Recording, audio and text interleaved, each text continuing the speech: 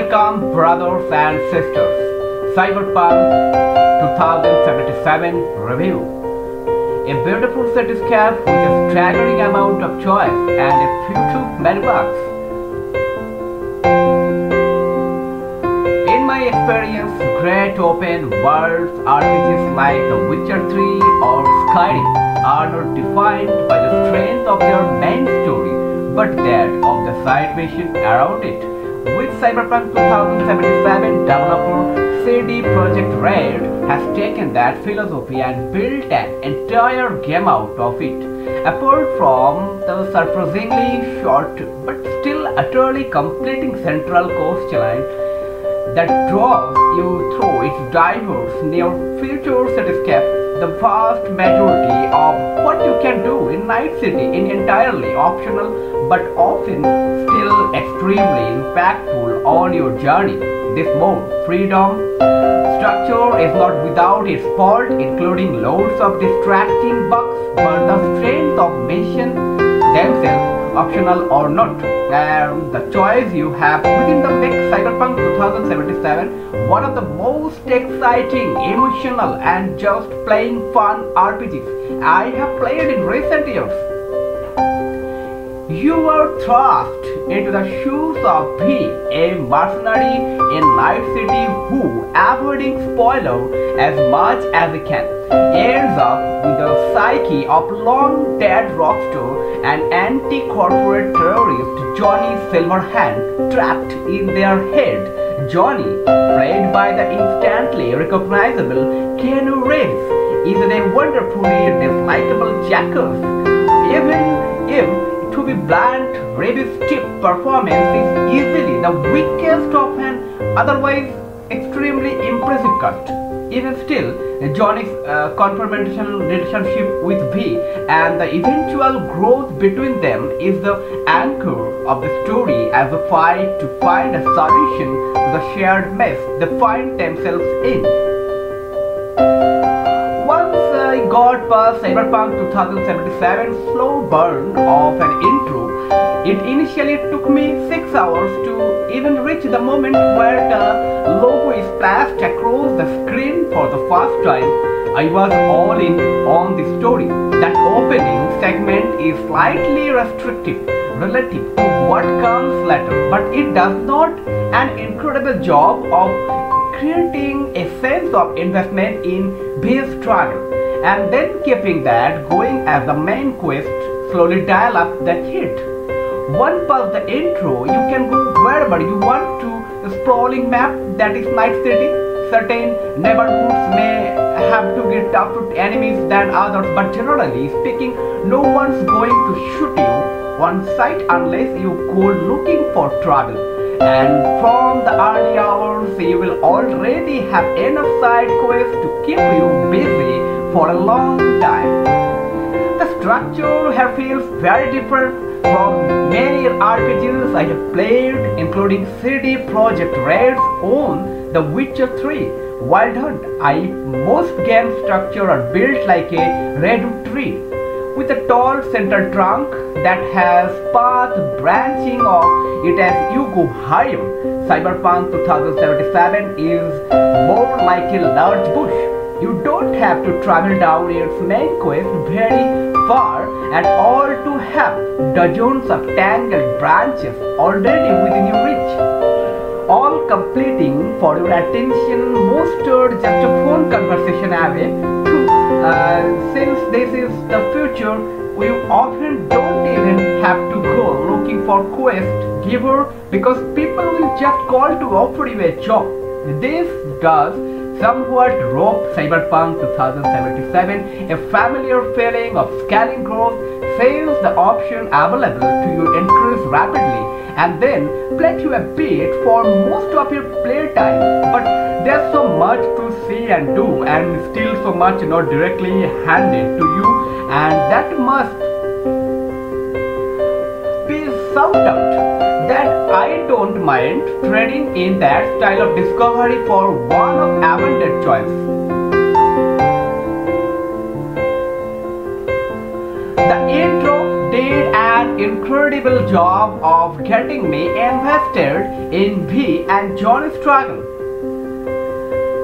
And while the single, unrestricted urban map means you won't get the wow feelings of traveling to an exciting new open and world location at any point, Night City is so dense, diverse and constantly beautiful that there are opportunities to stumble upon expected sights at the time within it. For example, I played for nearly 40 hours before I discovered there are practically an entire forest hidden under one of the busiest interchanges in town. You will be sent through slums, fancy corporate towers, dusty desert, lush greeneries, and even some various places that are better discovered for yourself.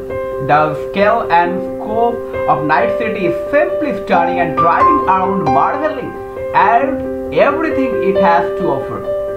From the massive skyscrapers to the immaculately detailed in-world advertisement that plaster them is frequently rewarding on its own. In fact, while there is a fast travel system that gradually unlocks as you visit new areas, I almost felt bad about using it on anything but the longest trips. Driving manually means you will never see a load screen and lets you shock in the sights along the way. There's some real variety in the feeling and design of its cars too, each with a detailed interior that matches the depth of the city around them. And while you are constantly being offered special cars for sale, all of which can then be called to you with the press of a button. Some of the coolest options, I won't spoil, are unique rides only unlocked through your action in specific mission. Divergent paths. Night City is the kind of place where if you move through it too quickly, you will miss half of what it has to offer. But don't let the first-person perspective and guns blazing futuristic combat fool you. Cyberpunk 2077 feels like an RPG through and through. It's frequently a slow-paced game full of rich, beautifully presented conversation and an almost mind-blowing amount of choice to make. Choice is dialogue option, how to build your character, how to approach mission and beyond. I have frequently rolled out steps to see how certain situation could have played out if I had done something different, and what I found impressed me almost every time. Cyberpunk 2077 lets your choice have a massive impact on both his own story and those of the characters around them. At one point, I made a recommendation to character at the end of the mission, and the next time I saw him, I found out he had lost his job as a result. That was not a false step, as there was plenty more to do with him after, but knowing that his fate might look every different in someone else's game where they had picked a different choice made my playthrough feel more personal. Similarly, I was shocked to discover one of my favorite missions early on was not even offered to another player because of a single decision we had made differently. I was also floored when multiple decisions I made during a mission mere hours into the story massively changed the outcome of an unrelated one more than 35 hours later. I had unwittingly turned what could have been an all-out gunfight into a friendly conversation. Don't let the FPS combat fool you. Cyberpunk 2077 is an RPG through and through. The missions themselves are also largely delightful, ranging from hilarious to deeply emotional to thrilling to intensely dark. I don't want to rob you of the experience of finding them yourself, but vague highlights for me range from the Georgia's Parade CDPR has already shown off in trailers to a series of gumshoe-style detective missions where the amount of evidence you actively seek out can have massive repercussions on the result, including one that was so grim it felt like playing out an episode of Criminal Minds. I don't think I will forget a deeply touching scuba diving mission anytime soon, or befriending a goofy AI-controlled vending machine named Brain Dead. The fact that Cyberpunk 2077 is able to have deep, affecting moments alongside light-hearted groups and blaring ads for things like MILF Guard itself an Easter egg pun on The Witcher, Nilfgaard, though sex and nudity are an almost mundane part of Night City without any of it feeling out of the place is a testament to the strength of both its stories and the world they take place in. The depth and variation available throughout most of this is genuinely hard to wrap my head around. You have to understand that in Cyberpunk 2077, just because something is a side mission does not mean it is not important to the story. This may come as a shock to anyone who has played CDPR's previous Witcher games, especially The Witcher 3, but when I was mainlining the story, it only took me around 20 hours to beat. That said, that only gave me access to 3 distinct endings, all of which were enjoyable but offered less control over the outcome than I would have expected. It was only after reloading a ship from before the point of no return and spending another 20 hours playing through side missions, falling in love with characters and leaving more a mark on Night City that I went back to finish the story once again, only to find my options had been massively expanded through my action after putting roughly 45 hours into Cyberpunk 2077. I was able to beat it 7 different ways, including 3 drastically different final missions and 5 widely different but satisfying endings after them, plus one similar one, and I still have plenty more to do and lots of mysteries to hunt down. The more time you put in, the richer and payoff you will get in the end. Cyberpunk 2077 is not a Rubik's Cube to be solved optimally, it's a Rorschach test. This is the crux of what's so impressive Cyberpunk 2077.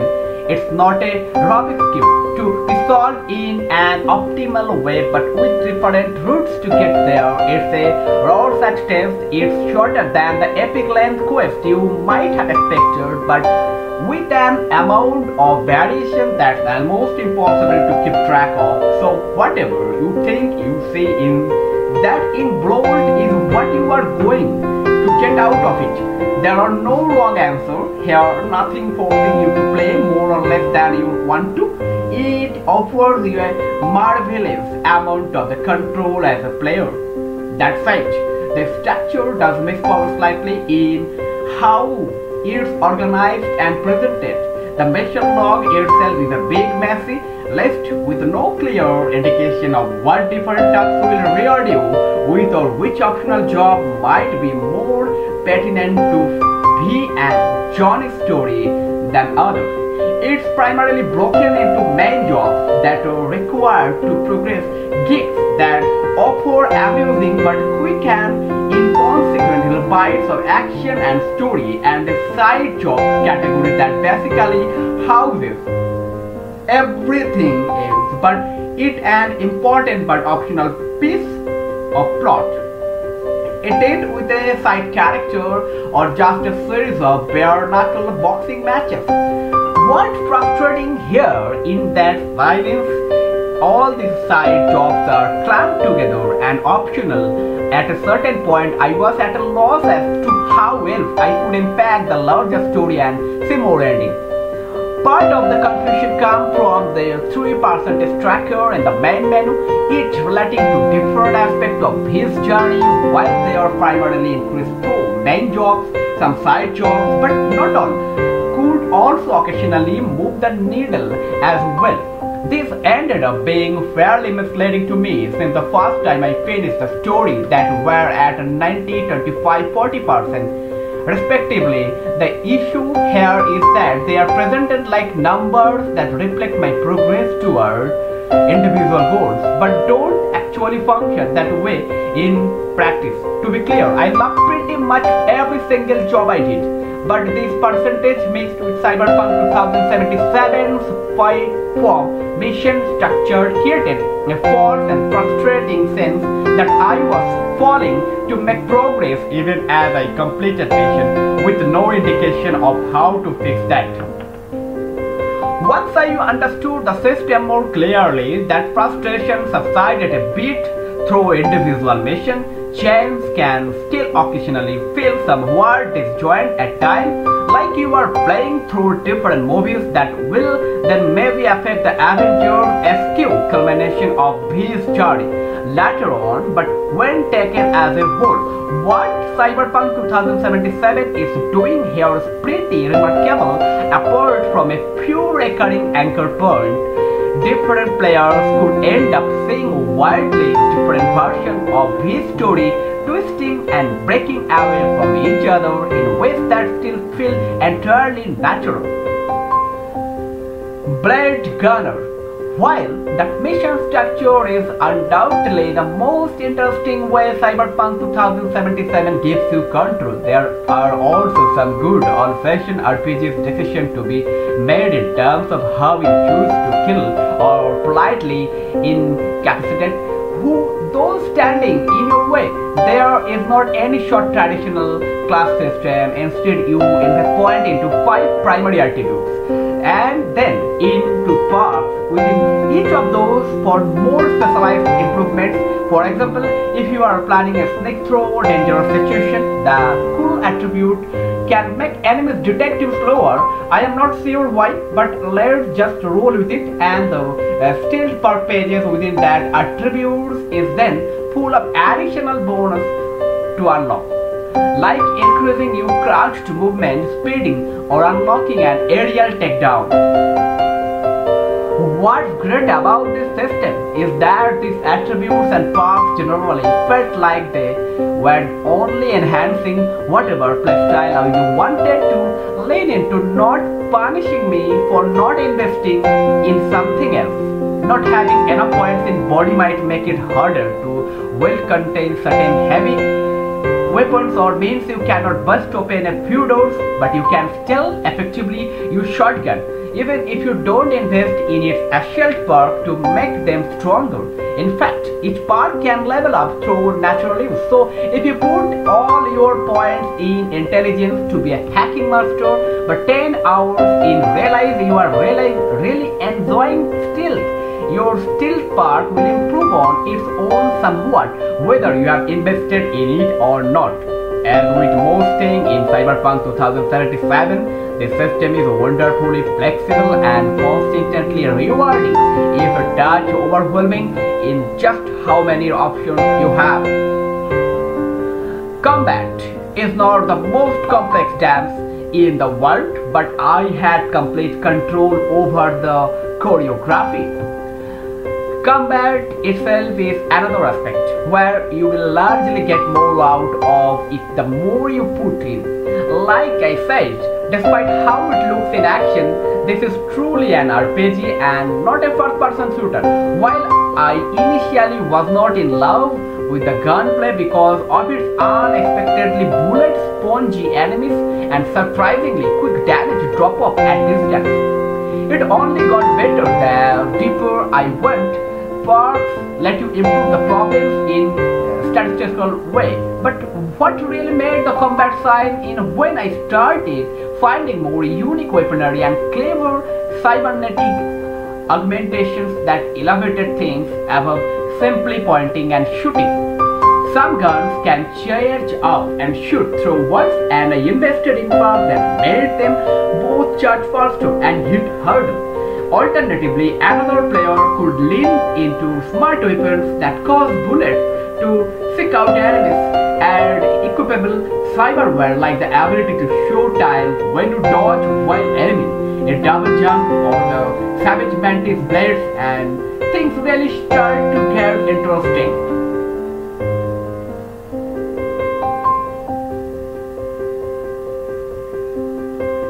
I would not say that combat ever becomes overly deep in the moment, especially the fun but fairly massive melee option But I, once again, had so much flexibility and control that I could constantly keep things fresh and entertaining for myself. I loved opening a fight by stealthily marking enemies, then going to another room to blast at their outlines through a wall, switching to a powerful pistol for precise headshot as they tracked me down, then swapping again to my mantis blade to rush down the last few, all the while lobbing different elemental grenades and popping healing items behind cover when I needed to. It's not the most complex dance in the world, but it's one I felt I had complete control over choreographing. I also love Cyberpunk 2077's solution for handling its unique iconic weapons, which are generally awarded through missions and have distinct attributes and twists to set them apart from typical loot. Things like the Chaos Pistol that changes its elemental damages type every time you reload, the Overwatch sniper rifle that comes with a custom silencer, or a dildo clamp called the Sad John Parastic. The clever part here is that in addition to getting the item itself, you also get a crafting recipe for it.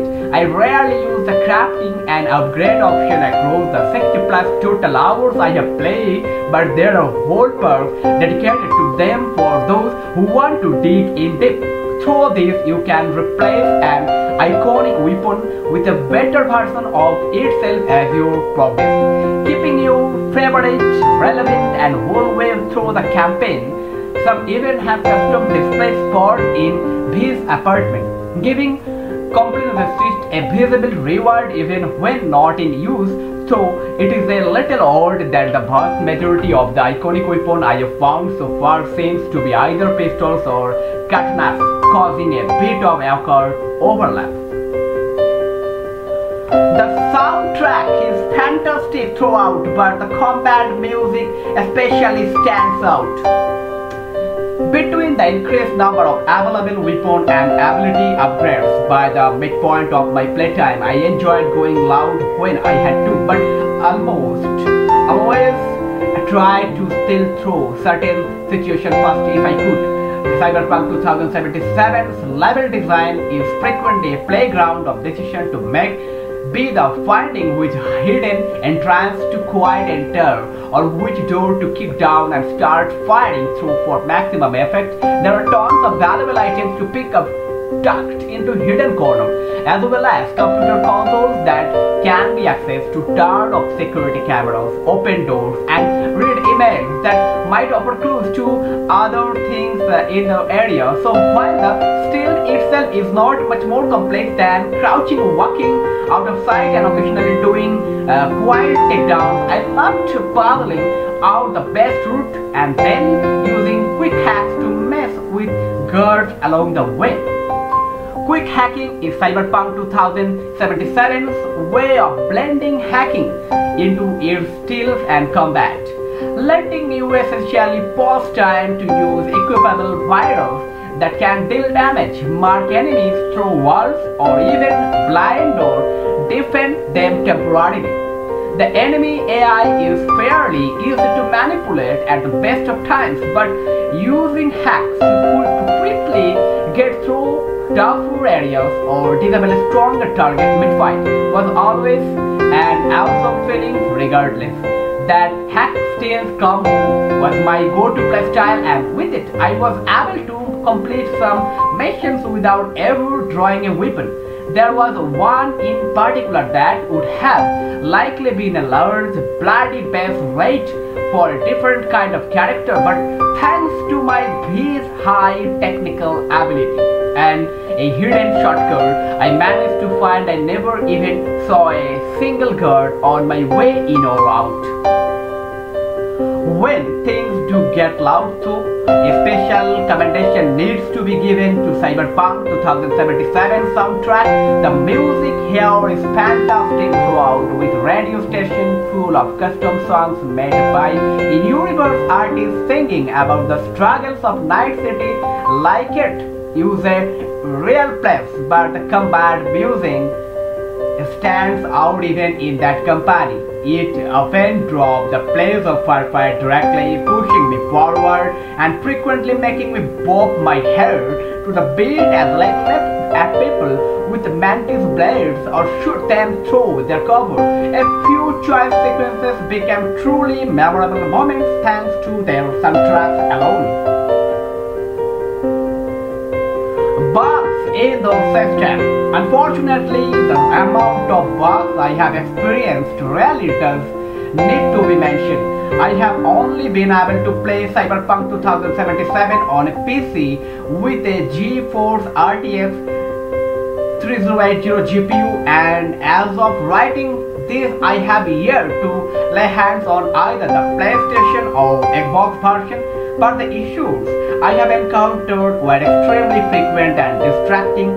Performance on ultra setting at 1080p with ray tracing off was largely okay for me. As you had hoped you would have been the absolute bare minimum on a brand new and still hard to get graphics card, generally only noticeably dropping in frame rate while driving around busy areas or in certain weather conditions, but it was the routinely messed up animation, missing models and glitchy dialogue that really got to me. I have had important or emotional conversation undermined by the character I was talking to glitching between incorrect poses or the object they were hiding and referencing not load in at all.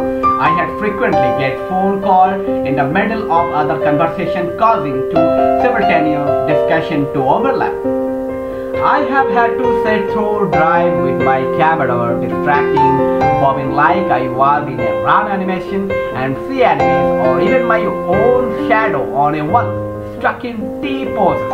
And in the few important story moments you do get to see your own character model, I rarely had here for some reason. Again, none of this stopped me from completing any significant quest, so I did have to reload steps in smaller mission a couple times due to bugs hindering progress, or from loving the stories being told, but it was still ridiculous and distracting, dampening a few moments that would otherwise have been powerful.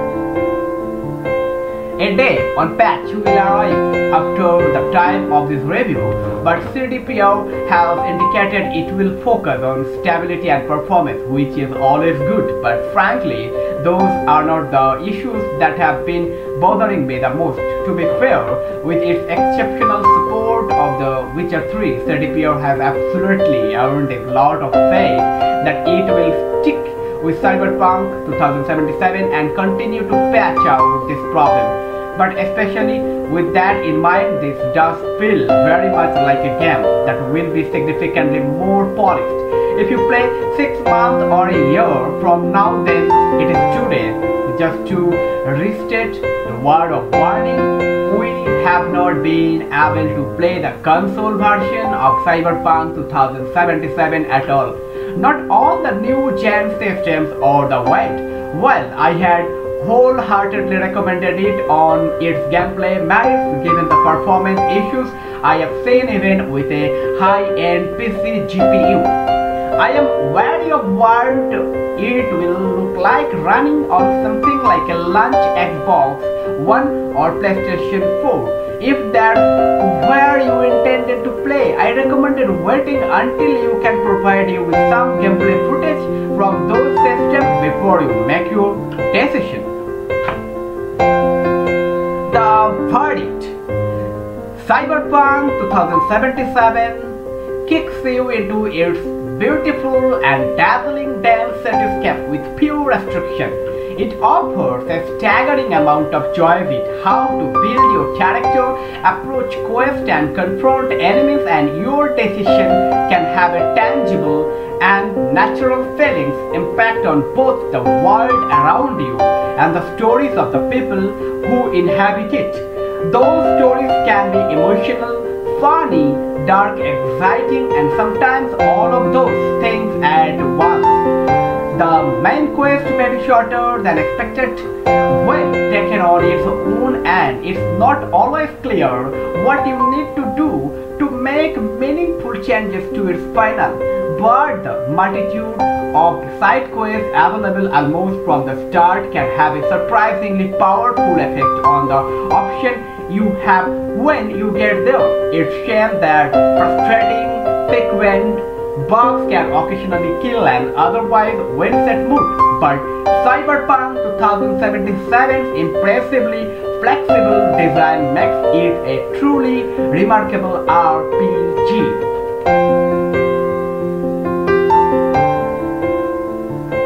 Let's go!